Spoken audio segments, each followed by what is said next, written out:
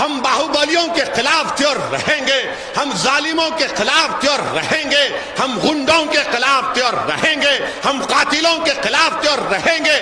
All India Majlis-e-Ittehadul मुस्लिमीन के राष्ट्रीय अध्यक्ष जनाब बैरिस्टर असदुद्दीन ओवैसी साहब ने आज उत्तर प्रदेश के अंदर चुनावी रैली की और काफ़ी सारे मुद्दों पे बातचीत की और अतीक अहमद के मुद्दे को लेकर भी और तमाम सेकुलर पार्टियों की नींद उड़ाकर रख दी है।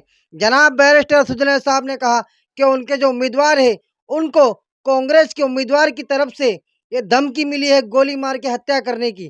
क्या कुछ कहा बैरिस्टर असदुद्दीन साहब ने, आइए सुनते हैं। एक बड़ा पिक्चर आपको समझना है।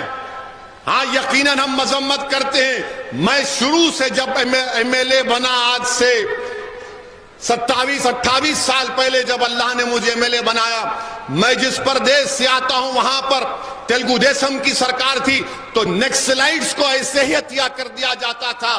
तो मैं कहता था कि मैं तशद्दुद के हिंसा के खिलाफ हूं।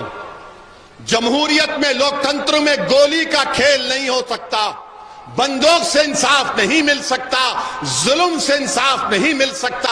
हम बाहुबलियों के खिलाफ थे और रहेंगे, हम जालिमों के खिलाफ थे और रहेंगे, हम गुंडों के खिलाफ थे और रहेंगे, हम कातिलों के खिलाफ थे और रहेंगे। मगर अगर गोली से कोई इंसाफ करेगा तो फिर कातिल में और हुकूमत में कोई फर्क नहीं रहेगा। कातिल में और हुकूमत में कोई फर्क नहीं होगा। इसीलिए अदालत है, संविधान है, पुलिस है, पब्लिक प्रोसिक्यूटर है। फौजदारी के मुकदमे क्यों चलते हैं? ताकि सजा दे सके। अगर कोई ये उत्तर प्रदेश की सरकार अगर ये समझेगी कि गोली का जवाब गोली से देंगे, तो हम पूछना चाहते हैं, गांधी को जिसने मारा उसका नाम गोडसे था, जिसने गांधी को मारा उसका नाम गोडसे था, तो क्या हमने गोडसे के ऊपर मुकदमा नहीं चलाया और पूरे अपराधियों पर मुकदमा चलाया? उनको फांसी की सजा दी गई। गांधी के कातिल को ले जाकर सर पे गोली नहीं मारी गई। गांधी के कातिलों को हथकड़ियां पुलिस की कस्टडी में उनके सर पर गोलियां नहीं मारी गई। जिसने इंदिरा गांधी को मारा उस पर केस नहीं चला। जिसने राजीव गांधी को बम से उड़ा दिया उन पर मुकदमा नहीं चला, सजा नहीं हुई। तमिलनाडु के जेल में उनको नहीं रखा गया। अरे वो अजमल कसब जो पाकिस्तान से आकर भारत की सरजमीन पर मासूम भारत के लोगों को गोलियां मारकर भून रहा था, जिंदा पकड़ा उसको। हमारा एक बहादुर पुलिस का कांस्टेबल शहीद हो गया। अजमल कसब को जेल में रखा, मुकदमा चलाया और उसको फांसी की सजा दी गई। क्या जब कानून याद नहीं आया? अजमल कसब जिसके हाथ में पाकिस्तान से बंदूकें बम लेकर आए थे, मुंबई की सड़कों पर खून की होली भारत के नागरिकों से खेली जा रही थी। जब हमने ऐसा काम किया तो बताओ उत्तर प्रदेश में योगी की सरकार ये काम क्यों होने दे रही है? अगर कोई पुलिस के कस्टडी में है, अतीक और अशरफ को कोर्ट ने सजा दी, हमने उनकी सजा के खिलाफ कुछ नहीं कहा, कोर्ट ने सजा दी। मगर जब आपकी कस्टडी में है और कोई आकर करीब से सर पर गोली मार देता है और पुलिस, जो पुलिस वाले साथ में थे, उनको याद नहीं आया मुख्यमंत्री का वो फरमान कि गोली का जवाब गोली से, वो बेचारे परेशान हो गए, कुछ नहीं कर सके। और जिस तैयारी के साथ आकर उन जालिमों ने, जिन्होंने पुलिस की कस्टडी में इन दोनों को गोली मारकर हत्या की, मैंने पहले भी कहा, आज भी कह रहा हूं, वो नाथूराम गोडसे की नाजायज औलाद है। इसलिए है क्योंकि वो बंदूक से इंसाफ करते हैं, इंसाफ नहीं जुल्म करते हैं। वो अपनी मकसद को बंदूक से पूरा करना चाहते हैं। और ओवैसी आपसे कह रहा है कि आप अपने मकसद को वोट से पूरा करिए, मुत्तहिद होकर पूरा करिए। गोली मारकर चले गए और पुलिस कुछ नहीं कर सकी। जिनके हाथ में बंदूकें हैं कुछ नहीं कर सके। मैं आज कल भी कहा और आज भी कह रहा हूं कि जिनकी हत्या की गई, इन जालिमों के पास 2 वेपन थे। 8-8 लाख की एक रिवॉल्वर, 16 लाख की रिवॉल्वर, इन कमीनों के पास ये दौलत कहां से आई? अच्छा, क्या जिन्होंने पुलिस की कस्टडी में अतीक और उनके भाई को हत्या की, क्या उनका घर डिमोलिश हुआ? उनके घर पे बुलडोजर चला? तुमने फोटो देखी? बुलडोजर चला उनके ऊपर। अरे डरते क्यों हो, बोलो ना। बुलडोजर नहीं चला। क्यों नहीं चला? बुलडोजर चलना चाहिए था ना। तो बुलडोजर पर नाम खाली असद का लिखा है। जब तुम्हारे सामने हत्या कर दी गई तो कम से कम उनके घर पर बुलडोजर लेकर जाते, मीडिया को दिखाते, हाय सबसे इंसाफ हो रहा है। मगर नहीं हुआ, नहीं हुआ। यही तो अच्छा। अब आप बताइए, आपके अखिलेश भैया ने कुछ कहा? कुछ नहीं कहा। विधानसभा में क्या कहा वो दुनिया के सामने है। विधानसभा में जो कहा दुनिया के सामने है। क्या कहा?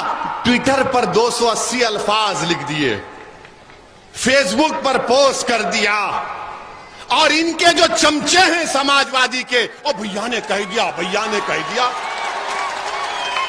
अरे भैया को बोलो इस दीवाने की तरह खुल के बोलो।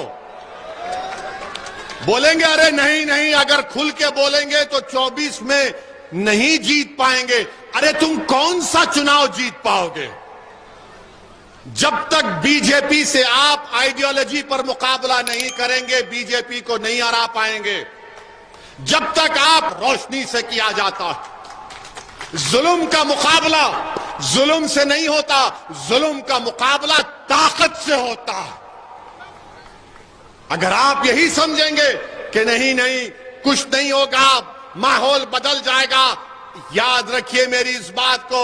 आपको झूठ कह रहे हैं ये लोग, झूठ बोल रहे हैं आप लोगों से। मैं सच्चाई को आपसे बयान कर रहा हूं, क्योंकि मैं सच्चाई को बयान करता हूं, इसीलिए सब शुरू हो जाते।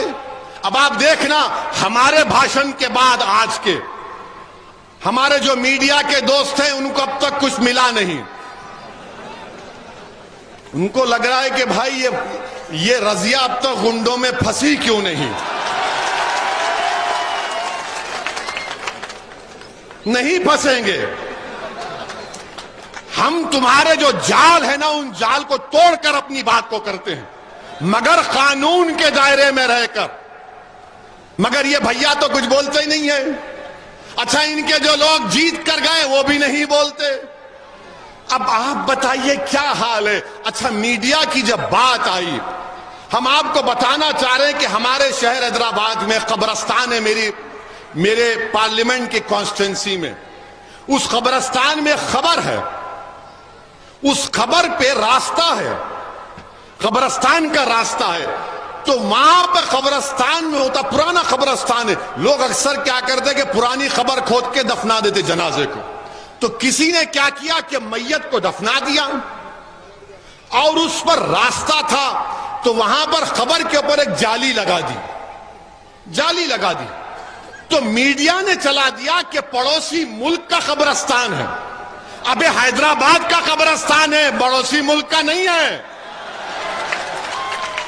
तो बताया कि हैदराबाद के कब्रिस्तान को पाकिस्तान का कब्रिस्तान, और बताया कि उसको जाली इसलिए लगा दी गई क्योंकि बाज गंदे लोग हैं जो बदफेली करना चाहते थे उस मुर्दे से। और जब हमारे लोगों ने बताया कि भैया ये कब्रिस्तान हैदराबाद का है, तो पूरे मीडिया के लोगों को समझ में नहीं आया कि हमेशा एक हैदराबाद में आकर क्यों फंस जाते हम लोग। क्योंकि सच्चाई बयान कर रहे हैं, सच्चाई को बयान कर रहे हैं। तो हमारे मीडिया के लोगों से हम कहेंगे कि भैया जरा मालूम तो कर लेते कि कब्रिस्तान क्या है। अरे तुम हमारी जिंदगी में, हम जिंदा हैं तो तुम परेशान, अरे खबर में जाके सो रहे तो तुम परेशान क्यों हो रहे हो? कम से कम खबरों को तो छोड़ दो। अब बताओ, ये हमारी वफादारी की निशानी नहीं है तो क्या है? जिंदा हैं तो हमारी मां ने 9 महीने पेट में रखकर इस भारत की जमीन पर हमको पैदा किया, और जब हमें अल्लाह के हुक्म से दुनिया से चले जाते तो इसी जमीन में चले जाते। ये हमारी वफादारियों की निशानियां हैं, मगर आप उसमें भी हमको परेशान कर रहे हैं। अब क्या चाहते हैं कि हम खबर से निकल कर आए? अब क्या चाहते हैं आप कि कोई आकर बोलेगा कि खुम बिस्मिल्लाह तो उठ जाए हम लोग? अरे उठेंगे। जब सूर फूंका जाएगा तो सब उठाए जाएंगे। एक एक अमाल का जवाब देना पड़ेगा। जो किसी पर झूठा इल्जाम लगा रहा है, जो किसी जालिम का साथ दे रहा है, जो किसी शख्स को अल्लाह से ज्यादा मोहब्बत करेगा, सब हिसाब किताब होगा, सब उठाए जाएंगे खबर से, सब होगा।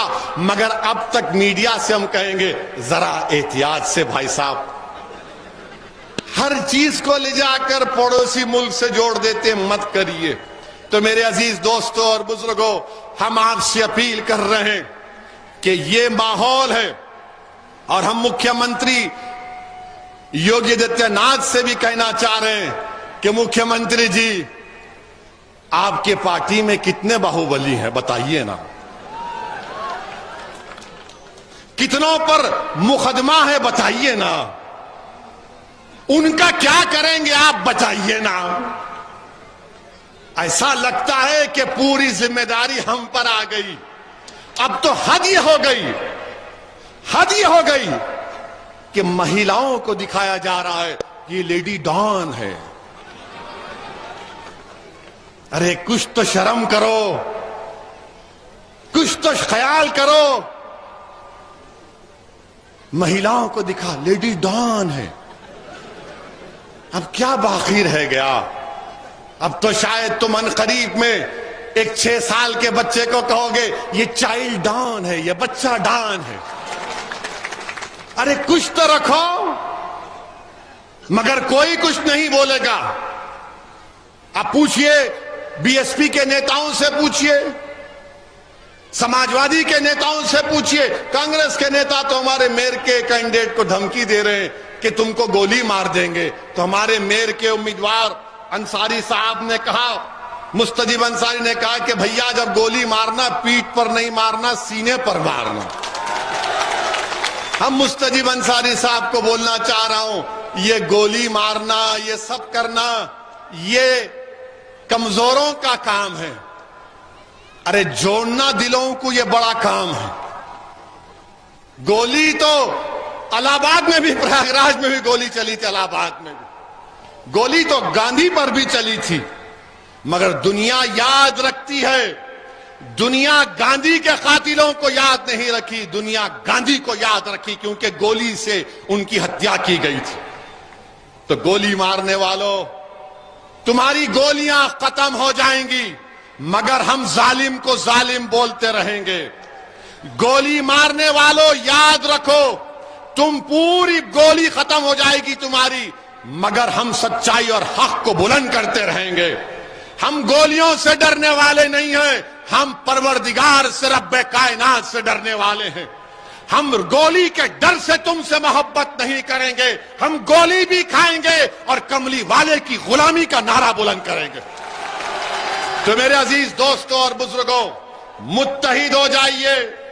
4 मई को आप अपना एक वोट जनाब शहजाद साहब को वोट देकर कामयाब करिए, और आप मुतमईन रहिए, अगर आप वोट नहीं भी देंगे, मैं तो आता रहूंगा उत्तर प्रदेश को। मैं आपका खादिम हूं, मैं आपका नौकर हूं। जब तक अल्लाह मुझे जिंदा रखेगा, मैं आपके दरमियान में था और आता रहूंगा। प्रयागराज में उन दोनों को पुलिस कस्टडी में मारा गया, तो लोगों ने हमसे सवाल किया, आप जाएंगे उत्तर प्रदेश को? मैंने कहा क्यों नहीं जाएंगे? जब ससुराल में नहीं गए तो समझ नहीं आता, डर होता है। हम तो उत्तर प्रदेश जाएंगे। तो कब जाएंगे? मैंने आपको बता देंगे। मैंने तारीख बताई। हम बोले कुछ हमारा इस्तेकबाल करेंगे गोलियों से या फूल से करेंगे? तो मेरे अजीज दोस्तों और बुजुर्गों, जुल्म को जुल्म ही बोलना पड़ेगा, और किसी शायर ने अच्छा कहा था कि जब जुल्म बढ़ जाता है तो मिट जाता है, जुल्म जब बढ़ जाता है तो मिट जाता है, खून जब गिरता है तो जम जाता है।